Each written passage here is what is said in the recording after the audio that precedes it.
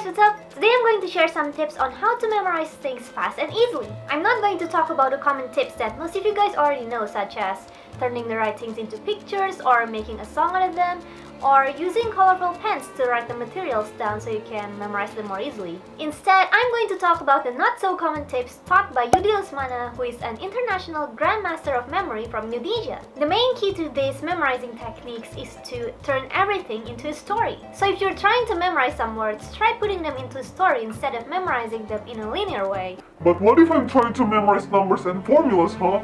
How am I supposed to turn them into a story? You're being unrealistic here. Unsubscribe! Fret not, because I'm also going to tell you some ways to turn numbers and formulas into things that are easier to memorize. Let's say you want to memorize this account confirmation code for some reason. Of course, you can just read and repeat it once in your head and you'll be able to memorize it for a few seconds. But we want to put it in our long-term memory, so the read and repeat method is not the most effective way to do it. What you need to do is to take each letter and associate it with something that starts with that letter. After that, make a story using all those words like this. Raffi screams when a kid hugs Valentino Rossi under the umbrella. It's way easier to remember that story than to remember RSKHVU, right? If you think that the previous method is too time-consuming, you can always group the letters first before then searching for the words containing those letters. Let's divide the code into 3 groups of 2 letters each: RS, KH, and VU. Now let's search for a word or a combination of 2 words that contain those letters. Now let's make a story using those words. Rossi thinks that Kingdom Hearts is a vulgar game. That surely takes less time to make than the previous method, and it's also easy to remember. If you want to memorize numbers, there are 2 ways to do it. First is to change a number into something that has a similar shape to that number. Then create a story out of all the numbers, just like in the previous methods. The second way is to swap that number with something that represents that number's value. For example, I can swap the number 0 with my wallet, because my wallet has 0 money inside of it.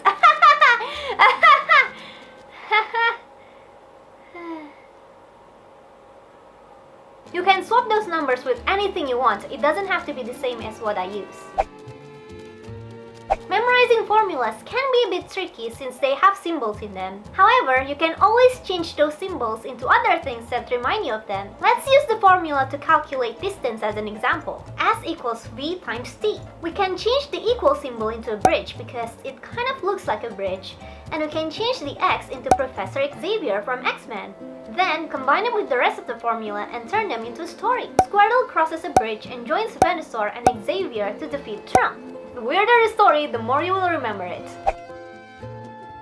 If you're trying to memorize difficult words, you can change them into other words that have similar spelling or sound that are easier to memorize. For example, let's say you want to memorize the animal classification sequence starting from kingdom to species. Here we have 2 words that are quite foreign to our ears, or at least to my ears, which are phylum and genus. Before putting those words into one story, I'm going to change them into film and genus.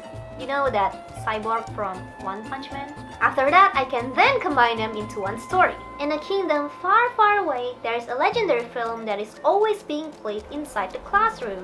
The film contains a strict order for the Addams family to rescue a cyborg named Genos, because he's an endangered species.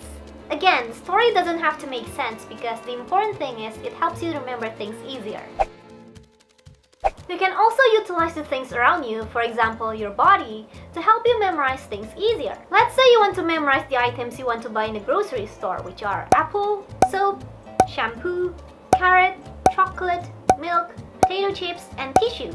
You can place each item onto your body, starting from the top until the bottom, and associate it with each body part. You use shampoo on your hair. You wash your face with a soap. You shove the carrot in your nostril. You bite the apple with your teeth. You gulp the milk down your throat. You drop potato chips all over your chest. Chocolate makes your tummy fat. You wipe your butt with a tissue.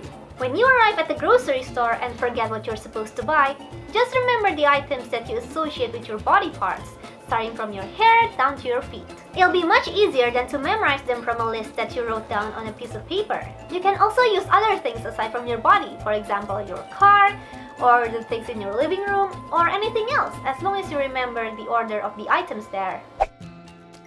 Of course, course, you also have to constantly train your brain in order to strengthen your memory, especially now that we are so spoiled with all kinds of technology that we rarely use our brains to memorize and calculate things. Some simple things I like to do to train my brain are counting the bills without using calculator, memorizing the book page instead of using a bookmark, memorizing my friend's number before putting it on my contact list, memorizing my parking number without taking a picture of it, and memorizing the usernames of my active viewers. Those things might be simple, but they will definitely help you improve your memory if you do it constantly.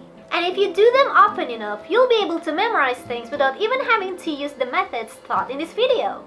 So those were all the tips I could share with you guys today. I hope you guys found them useful. If you have any other memorizing tips you'd like to share, then please feel free to leave them in the comments below. By the way, just a friendly reminder, I recently made a Facebook page called RafiRaffee, and I'll be posting updates and other things there, and it would be great if you guys could like that page. You can find the link to it in the description box below along with my other social medias. So that's all from me today, guys. Thank you very much for watching this video, and thank you for those of you who have subscribed to me. If you haven't, then please be sure to click on the shiny subscribe button below. Don't forget to like this video and share it with your friends if you enjoyed watching it. And I will see you on my next one. Have a nice day, everyone. Bye bye.